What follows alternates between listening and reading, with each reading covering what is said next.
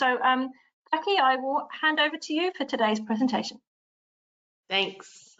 Good afternoon, everyone, or good morning still, and welcome to this Ask LOIS webinar on strangulation, improving responses to an often invisible form of gender-based violence. There's just a few housekeeping matters before we start. There are some accompanying notes to this webinar which are available to download.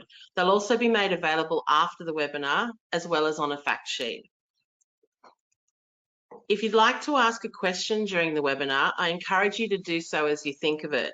You can type your question in the question box on the right hand of your screen at any time during the webinar. All of the questions are sent privately to the presenters, and we'll discuss and answer as many of them as we can during the webinar.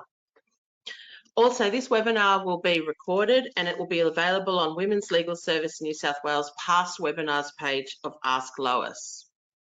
All right, let's begin. I'd like to start by acknowledging the traditional owners and custodians of the land that I'm coming to you today from, Gadigal land, and pay my respects to elders past and present. This great photo of the Women's Health New South Wales CEO, Danielle Crozier, with the Janawai Dance Clan was taken at the 50th anniversary of Leichhardt Women's Community Health Centre by Jamie James. Leichhardt Women's Health Centre, which opened in 1974 as Australia's first women's health centre, came about because a group of feminists lobbied the federal government to address the lack of appropriate service provision for women in the mainstream health system. I'd also like to acknowledge the role that those feminists played in the work that we're doing today that takes place in a network of 21 women's health centres and special purpose services across New South Wales. What I'm talking about today is a heavy topic. Some of the words that I choose and the images that I show might be triggering. I encourage you to step away if you need to and engage in some self-care by taking a break or by stopping viewing the webinar altogether if you need to.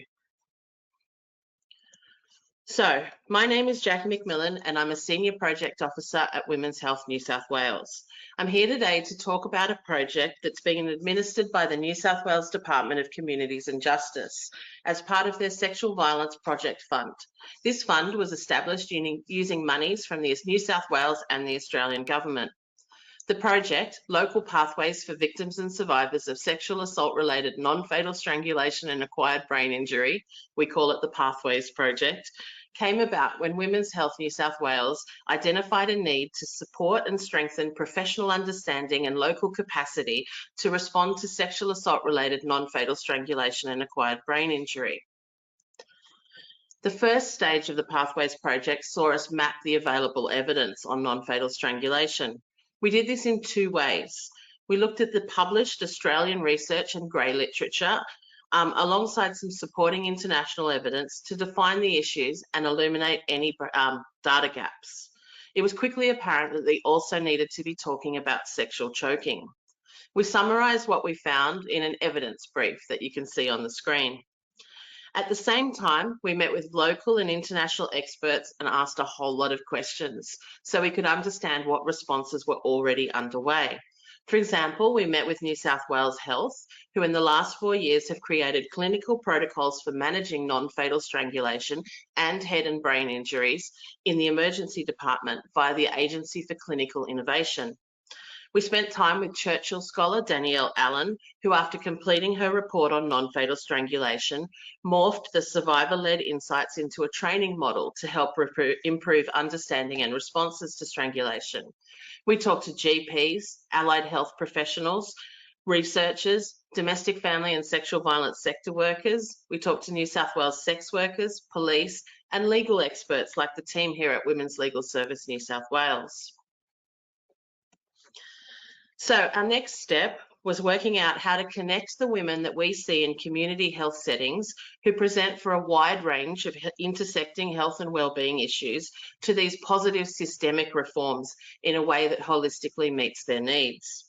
To build workforce capability to meet the needs of women with experiences of strangulation and sexual choking, we're working closely with the teams at all 21 women's health centres and special purpose services across New South Wales.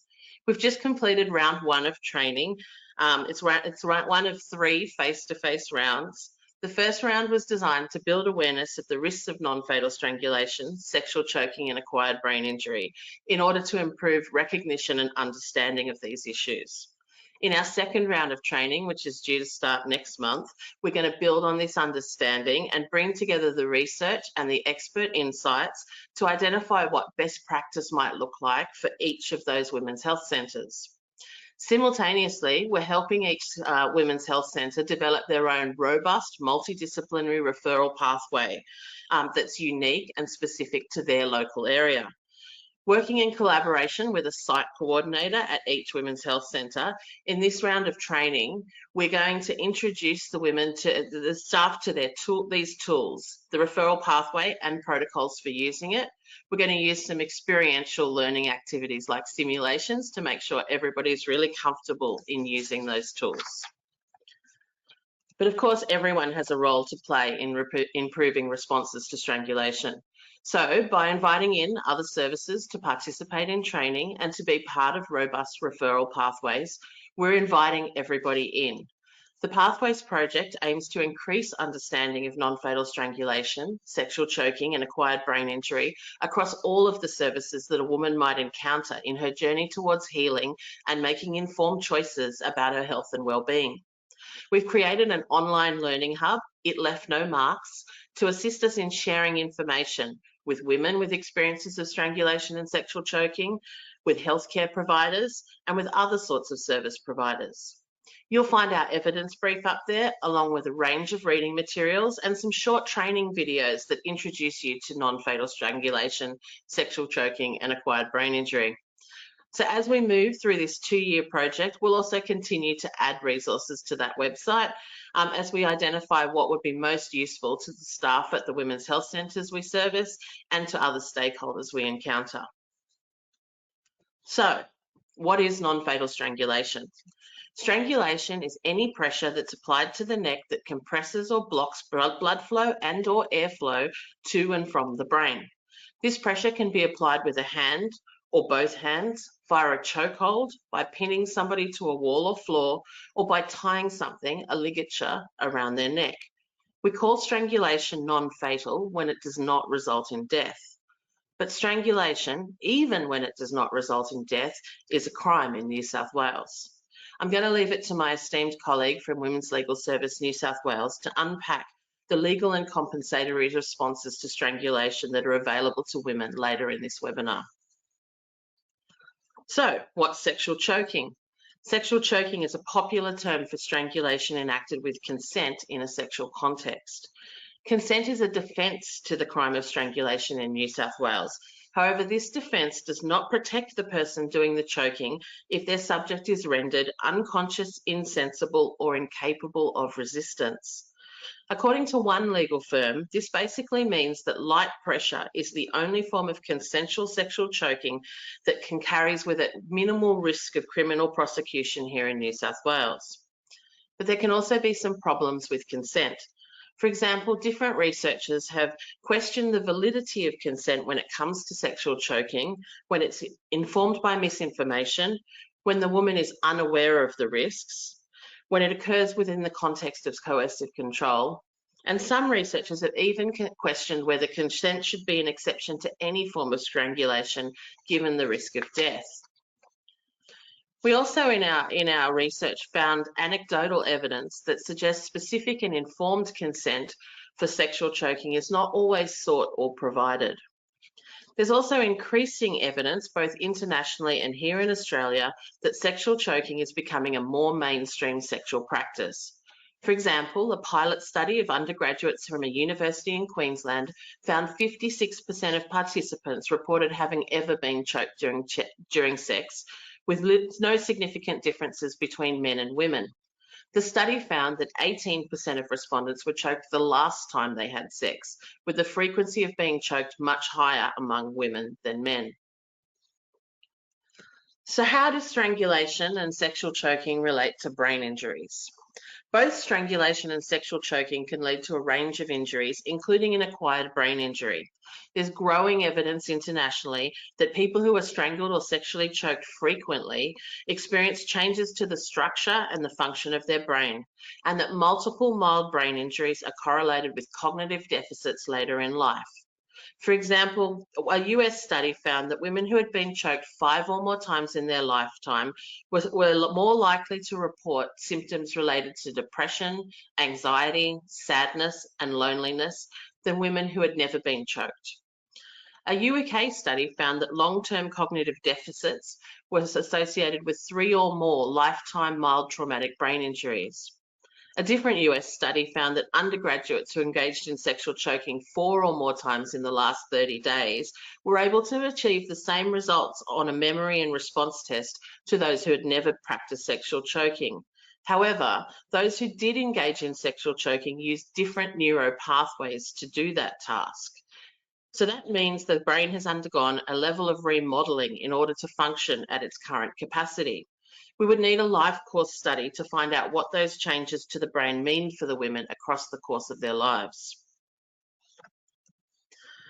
While men's brain injuries, which are generally received in public on the sporting field, have garnered a lot of attention, rules and regulations, and free access to medical attention, women's brain injuries achieved in domestic settings have rarely attracted the same attention, even if they're noticed at all.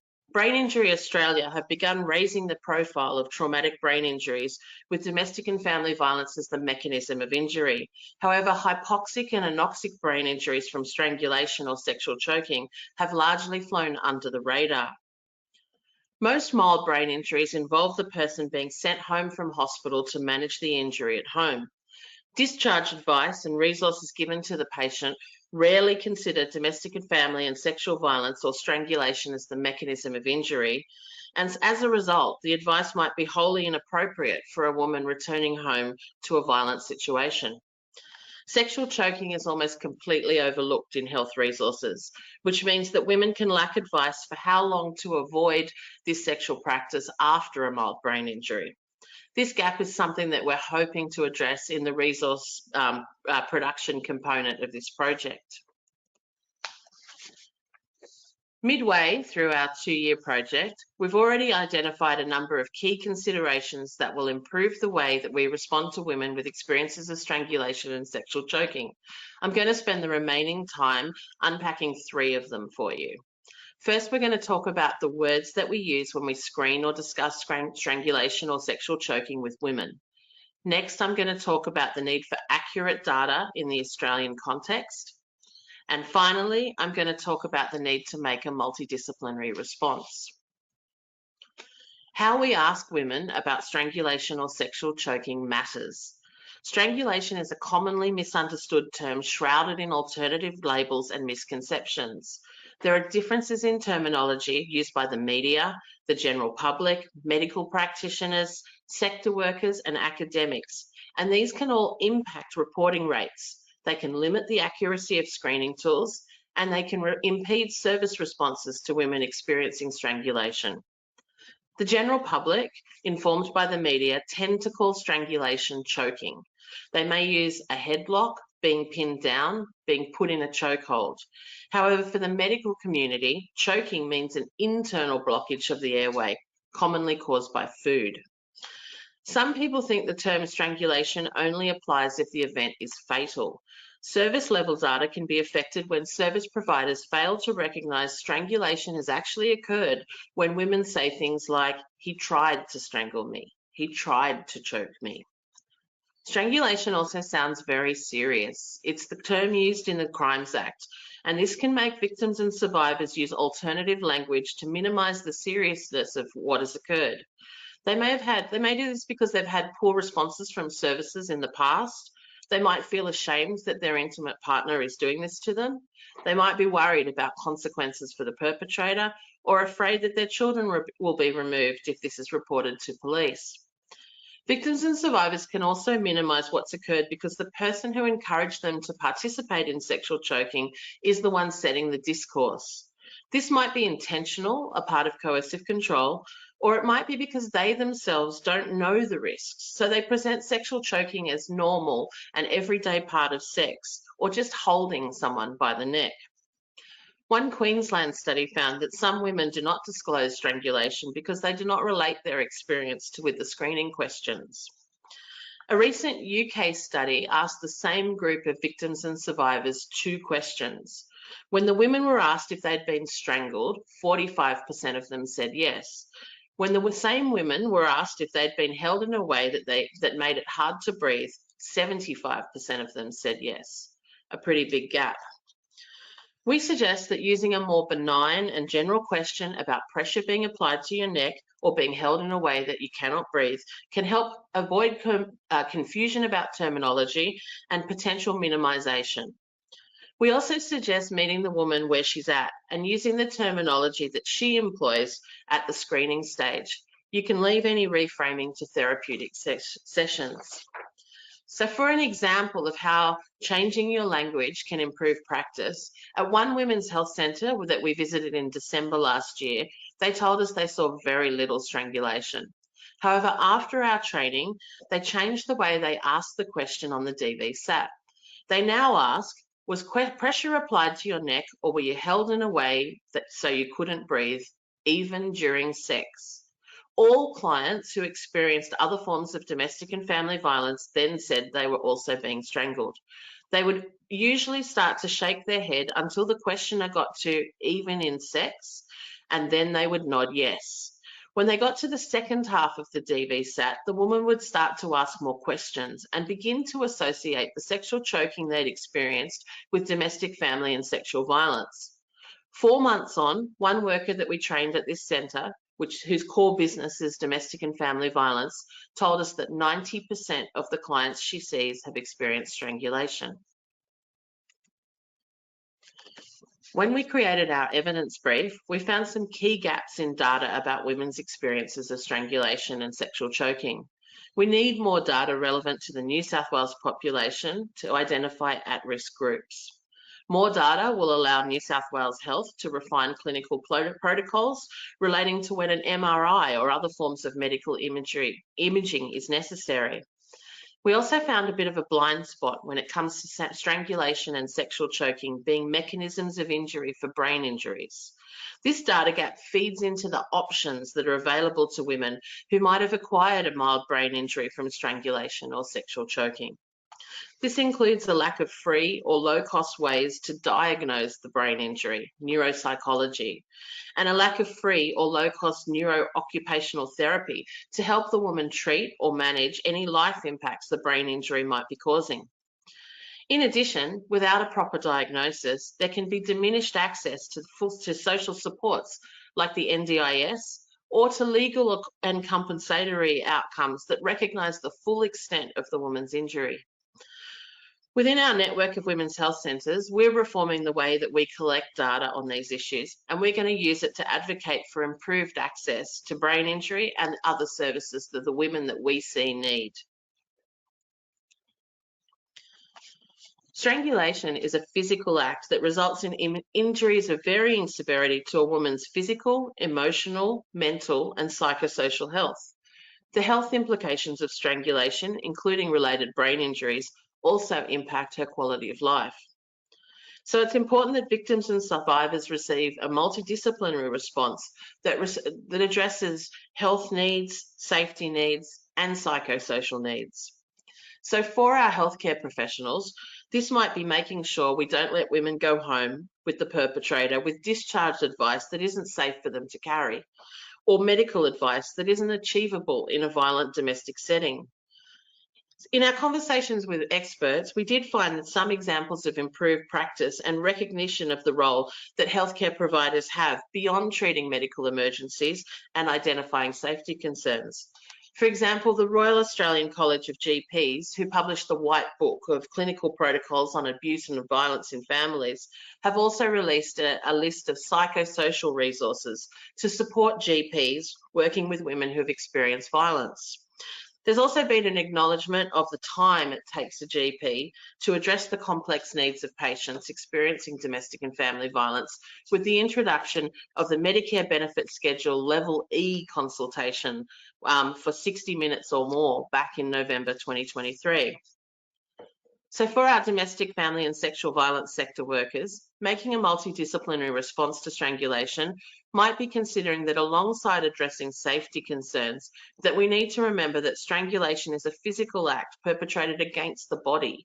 And so professional medical assessment should be encouraged and sought where possible. For both groups, making a multidisciplinary response will also mean keeping children in view. This is not just in terms of our mandatory reporting obligations, but also in considering the intergenerational effects of violence, connecting kids present in the home for strangulation to early intervention services. We should also be cognizant that kids may also be experiencing physical violence, including strangulation, from the perpetrator themselves. Making a multidisciplinary response might also be keeping legal and compensatory outcomes in mind in case the woman decides to pursue them down the track.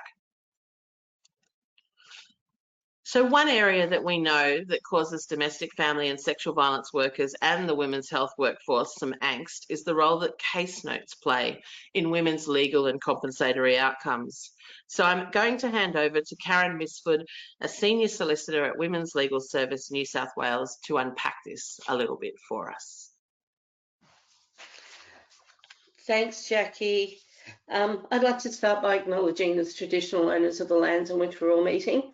Pay my respects to elders past, present and emerging, and any First Nations people who've joined us today.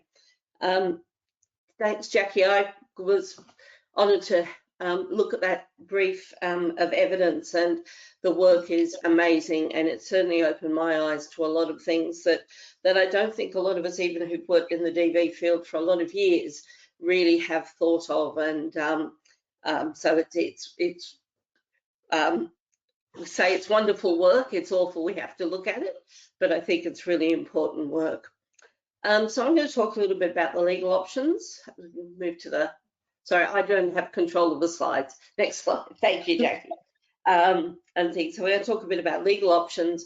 We're going to talk a little bit about case notes and things, because that's a question Jackie gets asked a lot when she's been doing her training. So I'm trying to sort of fill in the gaps of the questions that the workers are asking about things. Look, so one of the things obviously we think about is a criminal prosecution. There is, as Jackie said, offences in the Crimes Act that relate to strangulation. There's actually 3 offences, and they've sort of evolved a little bit over the years, to the extent that a most recent one is Section 37(1)(a) in the Crimes Act, which you just have to prove someone intentionally chokes, suffocates or strangles, but without consent. And there's no requirement to show injury. And there's 2 other more serious offences, but they do require evidence that that victim was rendered unconscious, insensible or incapable of resistance, but you don't have to prove the consent issue. So that was what Jackie was explaining about, that really there's behaviours are very quickly going to fall into the criminal realm.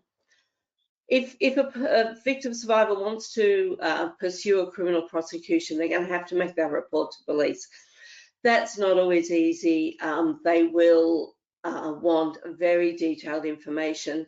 Criminal prosecutions are very incident-based, and they are very detailed. And I think survivors, particularly of sexual assault, are often quite shocked at the detailed questions that will be asked of them when they're doing that. So if you're ever preparing someone to do that, they need to be aware of that and have their counselling and their therapeutic backup all in place when they're doing this, would be our advice.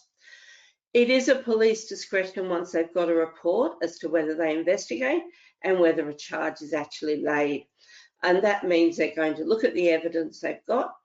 And the police guidelines and the prosecution guidelines are that there should be a reasonable prospect of conviction. So if they don't think they've got any chance of getting a conviction, they're not going to lay a charge. And remember, it's a criminal case. Things have to be proved beyond reasonable doubt. And that's where obviously evidence of physical injury helps. It's not the only factor. So if there's no actual signs or evidence of marks and things like that, it doesn't mean it's going to knock out a case, but obviously it's the sort of evidence that would make a prosecution easier. There is no time limit to report historical events, but inevitably that will affect the availability of evidence and influence the police decision about taking action. So I would never dissuade someone from making that report. Sometimes just making that report can be really important to them, even if it doesn't go any further. And that report may then come to the other compensatory options that are available to women. So you can make that report without it going any further. But that is, it's often something that makes people feel a lot better that that report has been made and they've brought that to the attention of police. A civil claim for personal injuries is available for this sort of act as it is for other domestic violence acts, but it's not really common and it's quite difficult. One of the reasons being that quite often the perpetrators have no money. So a civil claim is all about damages. You have to prove a duty of care, you have to prove that that duty of care was breached, and then you have to prove that there's been an injury that justifies damages. All in all, it's long, complex, and we would always recommend people get specialist legal advice about it. There are cost implications, and I mean legal costs, not only of your own lawyer, but if you're not successful, there's a very high probability that you'd get ordered to pay the other side's legal costs, and that can all be really significant. So it's why civil claims are quite unusual, but it's why, if we can have the next slide, Jackie, thanks, why victim support was established many years ago now, because suing people directly just wasn't an option. Excuse me, I have a bit of a cough today.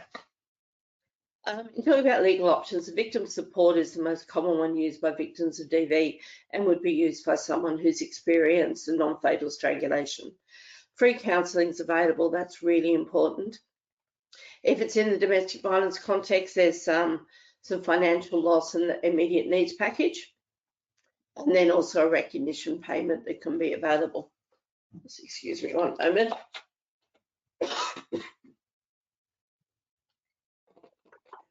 Sorry, needed some hat once I start talking. Most of you are probably fairly familiar with the victim support process, but the three things that have to be proven if you want any sort of monetary payment is a report to government or non-government agency. That can be police, and it can be other services like health centres. You have to show there's been an act of violence, and you have to show there's been some physical or psychological injury, and that's proved by doctors or hospital notes or a counsellor's certificate in relation to a psychological injury.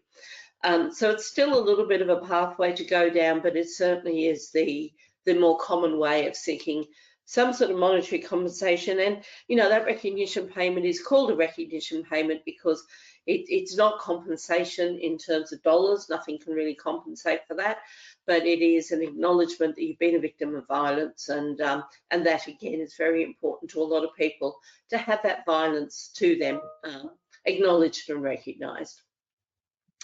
And look, there'll be Ask LOIS's and plenty of information on our website about victim support if you're not familiar with it. The other thing for community workers and health centres and sexual assault counsellors and things is questions we get about recording file notes.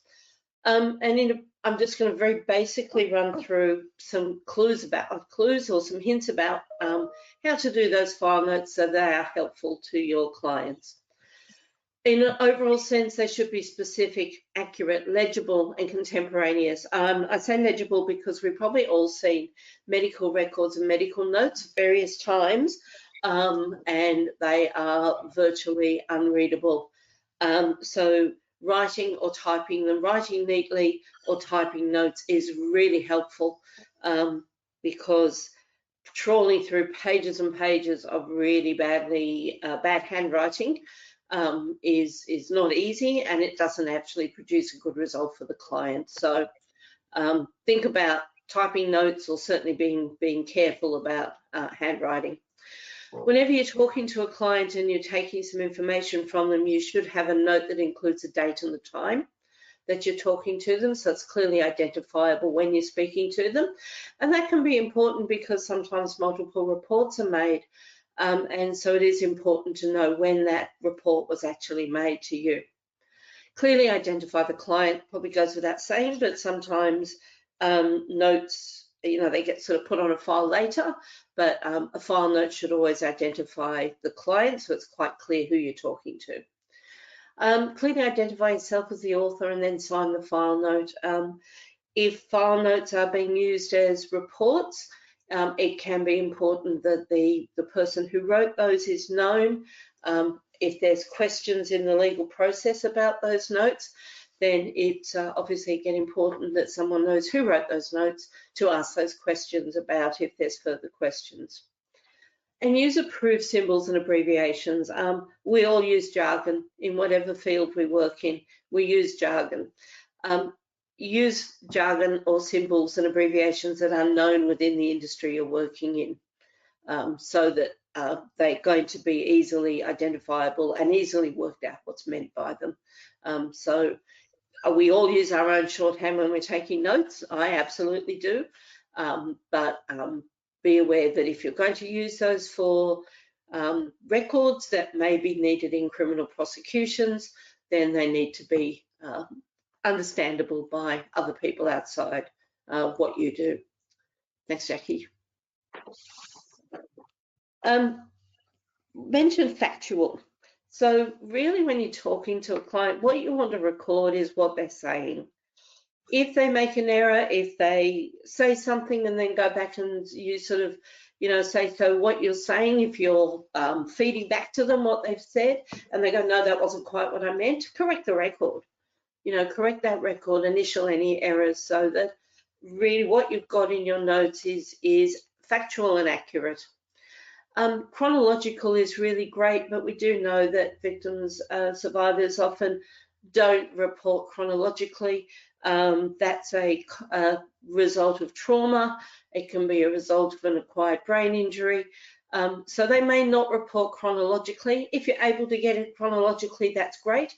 But if not, then just sort of in making it clear what time period you're talking of when they're making a report. If they're saying something happened, ask the question and clarify. So are you saying that happened a year ago, 2 years ago? What's your rough time frame? And we often use trying to get them to relate it to something else in their life if they're not sure of whether something happened whenever. Sometimes you can say, okay, so do you remember how old your child was, or where were you living at the time? Things like that, to just sort of key in a little bit on the chronology and the date, so that can then go in the notes as well. So that's important. But use the client's own words. It's really easy, again, if we all use our jargon and words that we use in our professional life. But what we're looking for with file notes is the client's own words. So wherever possible, use their direct speech. Jane said he put his hands around my neck. So don't include unsubstantiated opinions. I've got a slide about that in a minute. But you can make an opinion based on observations. That's quite acceptable. But include the basis of your opinion. So if you're going to make an opinion, think, why have you drawn that conclusion? What observations, or what are you observing, or what's the client saying that leads to you making that opinion? In terms of using buzzwords or specific words, look, the criminal offences, as we've said, use choke, suffocate, strangles. They're words in the criminal offences, but as Jackie's already talked about, they're not necessarily the words that people are using to describe the acts that are happening. Write down what the client says, and then it'll be up to the police or prosecutors, and they'll put those into a submission or a framework that relates it to choke, suffocates and strangles, which are elements in the criminal offences, but they're definitely not the words that people are going to use to you. Write down the actual words that the client uses. We don't want them to try and fit their experiences into legal concepts or technical concepts of things, write down what's happened to them and what they say has happened to them. Thanks, Jackie. So talking about unsubstantiated or substantiated observations, and this is the most common example when we've looked at medical notes, is you get a comment, the client was distressed. Everyone writes things like that down. The police write things like that down as well. What's much more powerful as well as useful is the client cried throughout the interview. She shook visibly. She had to stop several times to collect herself before answering the question. That's painting a vivid story of the reaction of the client in having to talk about this stuff. So that goes to their demeanour and it goes to their presentation, but it's a very powerful words to show how they're feeling and how they reflect what they're telling you and talking about. So you use those sorts of words. If they're crying, write that they're crying.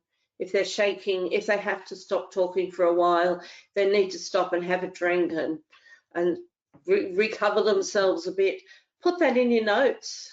That's a reaction to what they're talking about and things. So absolutely use your direct observations rather than just one word describing a whole bunch of things that is accurate. She was distressed, but use those precise words about what you're observing. So that's what we mean by a substantiated observation in terms of your notes. So very, very useful to use those words. At the next slide, Jackie. The other thing that often comes up for both health centre workers and particularly sexual assault workers is that records are sensitive. And there's a couple of ways they can be sensitive. One is the actual nature of what they're disclosing to you. The other issue is that sometimes people are talking about more than one issue. When they come to particularly counsellors for therapeutic help, they may have a number of things that they're talking about. So they may have been experienced a non-fatal strangulation. They may have experienced other types of domestic violence or other types of trauma in their life. So your notes are going to have a whole heap of stuff in them about a lot of things. And some of that might be relevant to a criminal charge of non-fatal strangulation or a sexual assault charge. So any of those, it's a really good idea to have a stamp that flags the notes that may contain sensitive and or privileged communications. So there are protections for those sorts of therapeutic discussions. It's quite complex. I'm not going to go into the whole lot, but I've put the record keeping and subpoenas Ask LOIS webinar link into that slide. Go back and have a look at that, which explains it a bit more.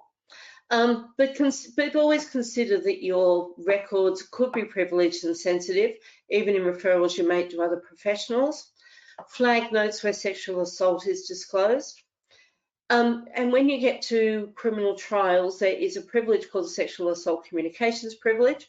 It actually considers the public interest in disclosing information and the risk of harm to the client in disclosing it. But there's also rules about relevancy. So where I was saying you might have a number of different traumatic events that the client is disclosing to you, not all of those will be relevant to a particular criminal trial. And the Sexual Assault Communications Privilege says that if they're sensitive records that don't relate to what we're talking about in court, then they can be protected. So defence love getting hold of a whole lot of therapeutic records because they're looking for ways to catch the victim out. They're looking for other things that can help their client. But the privilege says if it's not relevant to the issue before the court, to what this trial is about, they are protected. And the process of that literally is going through notes and redacting, blacking out things that are not relevant. And it's there's a legal aid unit that specifically represents people with that material. Now, non-fatal strangulation doesn't come into that as a sexual assault communication, but you're going to have things mixed up altogether. So that's why it's still important to flag those records and just be aware that you can have a whole heap of stuff in your records, some of which would be, if there's a non-fatal strangulation charge, will be useful, and some of it that the client would rather not come out and isn't relevant to those proceedings. So it's good to be able to reassure them that there will be a little bit of consideration about records, and generally they won't be handed over totally and wholly to a defence lawyer. And more importantly, there's restrictions on them going to their client, to the defendant as well. So definitely help available with that through the Legal Aid SACP unit, and have a look on that previous Ask LOIS about record keeping and subpoenas for a little bit more information about all of those things. That's the bit I was going to talk about, and I'm happy to answer questions. I'm sure Jackie is. Have we got any questions, Chloe? Thanks, Karen. So we actually, so far, we don't have very many questions. So I just first of all will remind everybody that the webinar is recorded and will be available on the Ask LOIS website, hopefully by the end of the week. So if you had any technical issues or you want to go back and look at anything again or share it with your colleagues, you can certainly do that. There's a couple of quite personal ones in here, so I just want to remind people that we will get back to you on email outside of this presentation to respond to your personal cases. And then I just want to check in, actually, Jackie, there's a question about the resources, how people can locate them, and are the GP resources readily available? Yes, everything is on our new website, itleftnomarks.com.au, and along the top you'll find 3 buttons, one that says women, one that says healthcare providers, and one that says other service providers. And if you just click on those, you'll find information relevant to each group. Everything's freely available. Thanks, Jackie. I'll also just take this moment to let people know that we at Women's Legal Service also have a fact sheet called the GP Toolkit, which is available on our website. It's a sort of, I think, about 6 or 7 page booklet that's also a really helpful resource about how to talk to clients about domestic violence, how to refer them, how to support them, the types of questions to ask, the type of language to use. So we can also send out hard copies of that GP toolkit. If you just send an email to the Ask LOIS email address, I can organise to send out copies of that to you. So if you're working with a network of healthcare providers, we can send you multiple copies. So that's that. So somebody's asking about, do we run specific training on record keeping? I think I can answer that one. Just to reiterate what Karen said, we do have a previous Ask LOIS presentation on it, which you can find via the past webinars page on the Ask LOIS website. And certainly, yes, at Women's, we do come out and run training presentations and workshops. So again, get in touch. Generally, we can come and talk to if you've got a team of you within your organisation. So we can come out and run sessions that way. So question, I think this one's for you, Karen. Can I just confirm that it's okay to quote clients? I was told that we should be careful about that because it could work against them. There is 2 flip sides to that. I think you need to, I don't think you should ever put the words into the client's mouth or say or write things that they haven't said. I think lean on that way of doing things. The reason why someone might say being careful about what they put is because people use different words when they're reporting. They don't always use the same words or report in exactly the same terms. And if someone's done a report to police and a police statement, then that might vary slightly from what's been said in a therapeutic session or a reporting session. So that is probably why sometimes people say don't write their exact words down, because if they're different to what they've said to the police, then you know they've said 2 different things. You know, the reality is people will use different terminology and they will say slightly different things, or depending on the context of the questions they've been asked, or how is it a therapeutic telling your story, or is it in response to specific questions? But I think that's still preferable to having records that don't actually reflect accurately what the client has said. Those differences in the way they've reported something can usually be explained, and it would be pretty understood in most contexts that you can use different words at different times. Now, obviously, if the client says something happened in 2019 and then they've made a report to the police and said it happened in 2021, that's quite a significant discrepancy that would need to be explored. But generally, you find people are describing the same events just in slightly different ways depending on context, and perhaps depending on questioning on the detail of things. And that's where the prosecution's job would be to say, well, okay, they didn't put as much detail in their therapeutic disclosure because the purpose of that wasn't to get every detail of what's happened. The purpose of that was to say, I've experienced this traumatic event and I need some help in coping and dealing with that. When you go to the police, like I said, they are talking about incident, they're talking about details, and they're talking about facts, and they're talking about evidence. So the way they write their description of stuff can be quite different, and the questions can be different. I would still say write the client's words.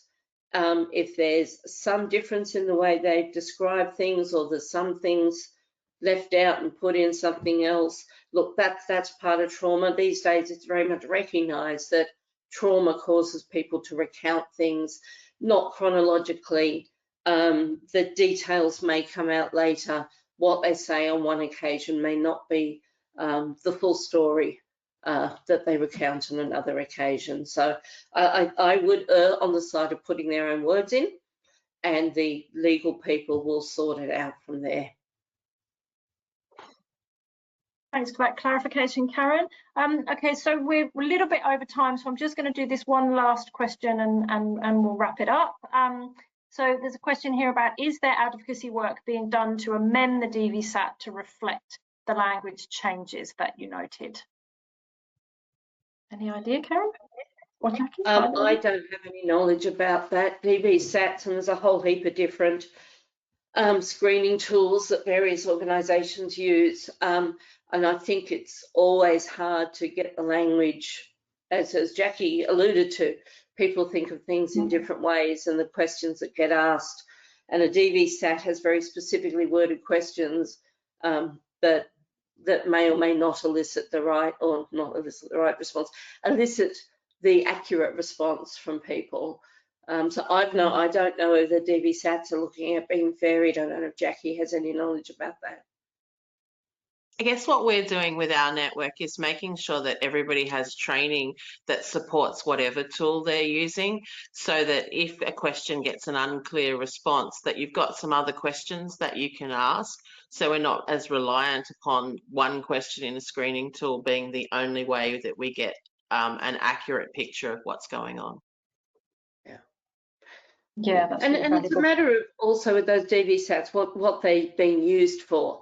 I mean, police use a DVSAT as a screening tool, and they would use it very strictly to those questions. If you're using it in terms of therapeutic, of how a client needs assistance, then you're going to use those differently, and you're going to perhaps ask expanding questions and more detailed questions, which may be based on a DVSAT, but it's not necessarily the be-all and end-all to the questions you're going to ask and the disclosures that might be made following it. Thanks, Karen. And I'll just mention, somebody has added in here that the DVSAT is currently under review. So very somebody good. Out there knows more about that. Thank you. Someone knows about it. That's good. All right, so we'll wrap it up there. As I said, the recording will be available hopefully by the end of the week. Thanks everyone for joining us, and we will. Thanks Jackie for your time. Thanks Karen for your time, and we will see some of you again next month.